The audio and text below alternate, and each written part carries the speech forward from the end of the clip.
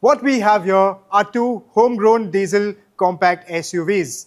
This is the Tata Nexon. It is one of the best sellers in its segment. And then there's this, the Mahindra XUV 3XO. It's the newest in its space and it's in heavy demand. Question is, which of these two is the better car? Stick around and you'll get the answer.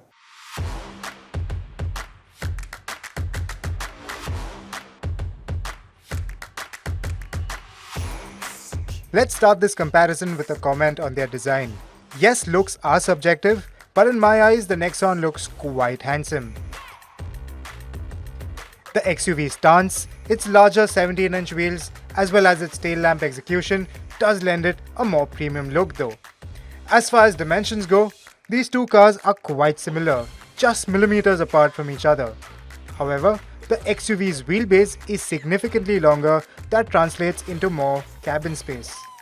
And now would be a good time to comment on their interiors, starting with the XUV 3XO. The Mahindra XUV 3XO's cabin certainly feels the more inviting of the two, thanks to bits like the light-colored leatherette upholstery, soft-touch bits on the dashboard with the contrasting stitching, as well as the massive panoramic sunroof. This car certainly feels the more upmarket of the two. What I also liked is the thin-rimmed, dimpled, leather-wrapped steering wheel. Also, there are plenty of buttons, knobs, and plenty of storage areas all around. One thing that I did not like about the XUV 3XO is the seat comfort. Now, the seat feels just too body-hugging, thigh support for me is less, and the footwell is just too cramped. There's no space on the left side of the clutch to rest your feet. Contrary to the front, rear seat comfort is right up there. The backrest recline, thigh support, as well as the seat cushioning make this a very comfortable place to be. And thanks to this car's longer wheelbase, there's ample leg room as well as knee room on offer. Now I might be repeating myself, but the panoramic sunroof as well as the bright interiors only add to the sense of space and seriously elevate the interior's sense of occasion. Shoulder room is good, but while seated three abreast, the sidemost occupants will find their head too close to the pillars, and even thigh support feels inadequate due to the curvy seat-based design. What's nice is that even the middle occupant gets a 3-point seat belt as well as an adjustable head restraint. In terms of boot space, the XUV has the smaller boot and it also has the higher loading lip. So, loading heavy items can be a bit of a challenge. Also, for an otherwise well-equipped car, there's no parcel shelf on offer, which is available as an optional accessory. With that, it's time to get inside the Tata Nexon. The Nexon's dark color theme certainly robs away the sense of roominess and the sense of space on offer. Yes, you do get a sunroof, however, it does little to add to the airiness on offer. What I like is that the front seats get a ventilation function which only adds to the comfort. The touchscreen is really nice to use and it's high definition, and the speakers of this car are really good, and we'll get to that in just a second. Among the things that I don't like in this cabin is one, the seats. Well, the seat base has a nice soft cushioning, however the backrest is a bit too firm for my liking and it's a bit too narrow. So people healthier than me will find these a bit cramped. Then there are certain ergonomic issues such as the placement of the USBs, which is inconvenient to access, the bottle holders in the door, which is a bit angled and again not very convenient to use. You don't have cup holders in this car, and the footwell, although it's broader than the XUV 3XO's, it's not spacious by segment standards. Even the Nexon's backseat is quite comfortable, and in terms of space, there's plenty of knee room, plenty of headroom. Of course, the XUV 3XO does have an edge in the space department. There isn't any dearth for shoulder room as such. However, the Nexon's backseat is shaped to accommodate two adults. When there are three passengers here, the concave backrest makes it a bit uncomfortable for the outer passengers, and the middle passenger will have to make peace with its tall central floor hump and the protruding AC console. The Nexon's boot is only slightly larger on paper, but what's nice is that both cars get 60-40 split folding rear seats for added flexibility. For this next test, we invite Nishant Padiyar editor of Stuff magazine, to give us a broader perspective on the tech these cars pack in. We are in the Mahindra 3XO testing out the Adrenox system that has a 10.2-inch touchscreen, a 7-speaker 380-watt Harman Kardon speaker suite. That sounds pretty alright on its own, but there are a lot of overlays in this system. There are a lot of DSP modes. You can change the intensity, you can change the soundscapes, all of it which is still deactivated. So none of them really make a difference audibly. Overall, the sound is alright. It could do with a bit more refinement, but I'm happy with the bass definition and the clarity. In terms of the UI and the UX, it doesn't lag so much, but there is a bit of stutter when you keep changing modes, which is kind of strange. Again, something like an OTA update could solve that. In terms of USB ports, you get a 65-watt fast charging USB-C port. You get a traditional USB-A port for older devices. Also, the wireless charging mat works really well because it has built-in cooling as well. At the back, for the rear seat passengers, you get a USB-C and a 12-volt socket. So overall connectivity is all right.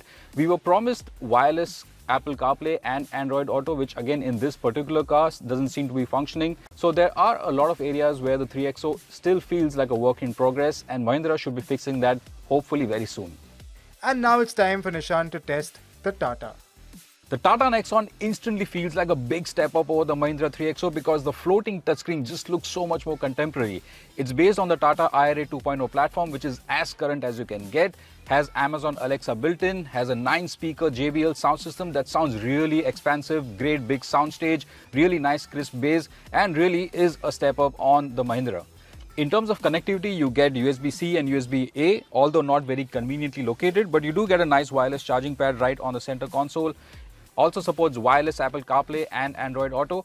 And as an icing on the cake, if you are an iPhone user, you can get Apple Maps right in your line of sight in the instrument cluster. That makes it very convenient to just navigate instead of looking at the touchscreen all the time.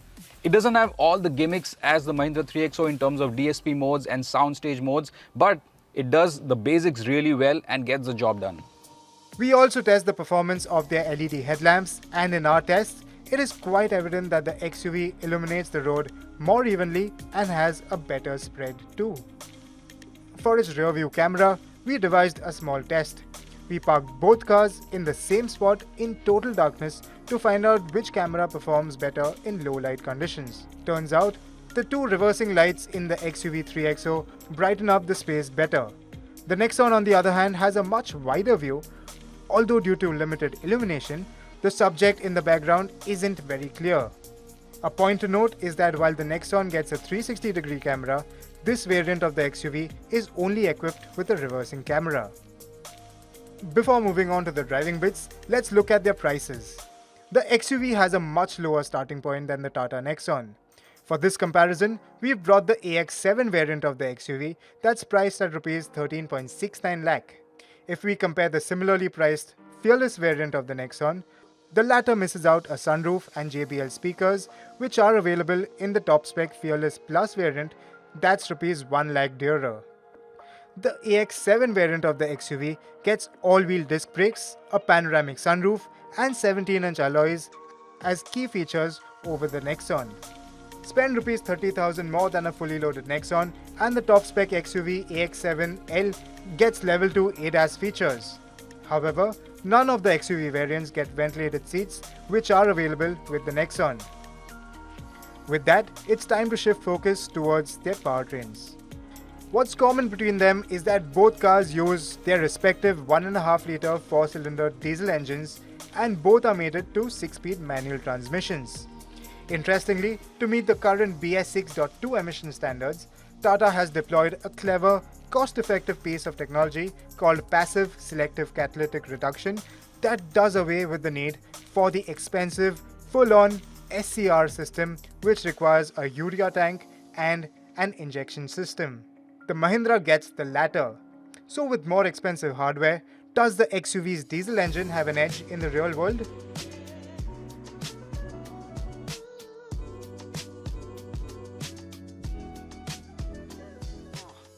There's just no doubt that the Mahindra's 1.5-litre diesel is the more refined and the smoother unit of the two. Like in every other Mahindra, throttle responses in the 3XO are sharp, and as a result, you get that feeling of power every time you dab the accelerator pedal. Of course, there is some lag below 1800 RPM, typical two turbo diesel engines, but get past that and with a 300 Nm gush of torque, you simply sail past slow-moving traffic with absolute ease. A feature that the 3XO has, which the Nexon doesn't, is the automatic engine stop-start feature. Now, compared to the previous generation Mahindras, this one feels much quicker and a lot more intuitive in its operation, and every time you press the clutch pedal, it fires up to life. The 3XO gets steering modes, which changes the weight of the steering for a slightly different feel. Now, there's comfort mode, wherein the steering feels nice and light and very easy to use. And then there's sport, wherein the steering feels a bit heavy and there's a bit of resistance beyond the dead center position. Honestly, I'd leave this car in its comfort setting and really take advantage of the steering lightness, which just adds to the overall user-friendliness of this car. Speaking of user-friendliness, the clutch pedal effort is similar to the Tata Nexons. However, I quite like the gear shift feel in this one. That said, this one does have a slightly longer throw, although overall it just feels like a smoother gearbox. Typical to a Mahindra, the XUV suspension feels robust and willing to take on bad roads. What I really like is that while its suspension feels quite tough, it also takes on the bad roads with an added layer of cushioning, which really adds to the whole plushness of its ride. And quite honestly, the XUV's mature driving manners makes it feel like it belongs to a segment above. I quite like how this car's suspension has been tuned. Can the lower-powered Nexon manage to match the XUV 3XO's real-world performance? One look at the Nexon's engine spec sheet and you'll know that it's down on power and torque compared to the XUV 3XO. However, the Nexon is the lighter car here and its engine is tuned very differently, so you don't feel any torque or power deficit at any time. A point to note is that the Nexon has a significant 112 kilo weight advantage over the Mahindra XUV 3XO. What the Nexon gets are drive modes, which really transform the way this engine behaves. Economy drive mode activated. Dial it down to eco mode and the engine noticeably feels starved of energy, it feels starved of power. But then you would dial it down to eco mode only when you want to extract the maximum kilometers per litre. And we're happy to report that in our fuel efficiency test conducted in eco mode, the Nexon certainly delivered on its promise. In fact, between the two cars, the Nexon is the more fuel efficient car. Here are the numbers on your screen.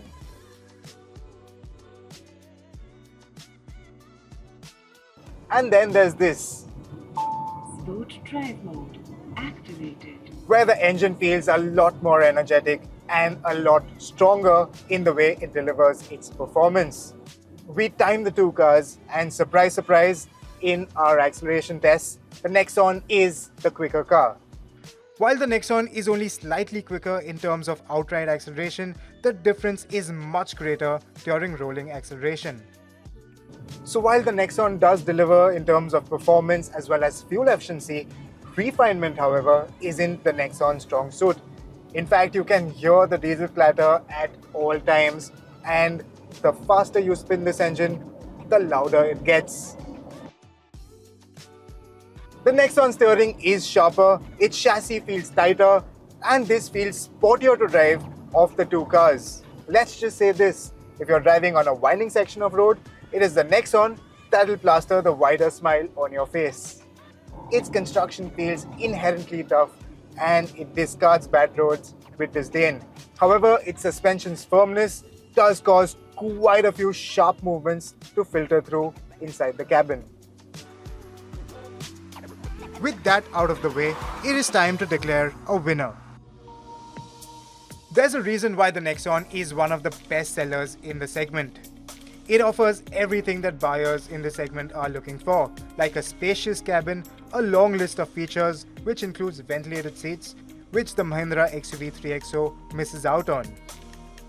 Its audio experience is better too, and more importantly, its diesel engine is not only quicker but also more efficient than the Mahindras. However, Mahindra has really upped the game with the XUV 3XO, which offers a more premium experience with its bright and airy interior, superior engine refinement, lighter controls, and a plusher ride quality, all of which significantly lift its user experience. What's more is that it isn't plagued with the ergonomic foibles like the Nexon either. In summary, the Mahindra XUV 3XO feels more polished, more upmarket, and more desirable of the two, and that's why it wins this comparison test.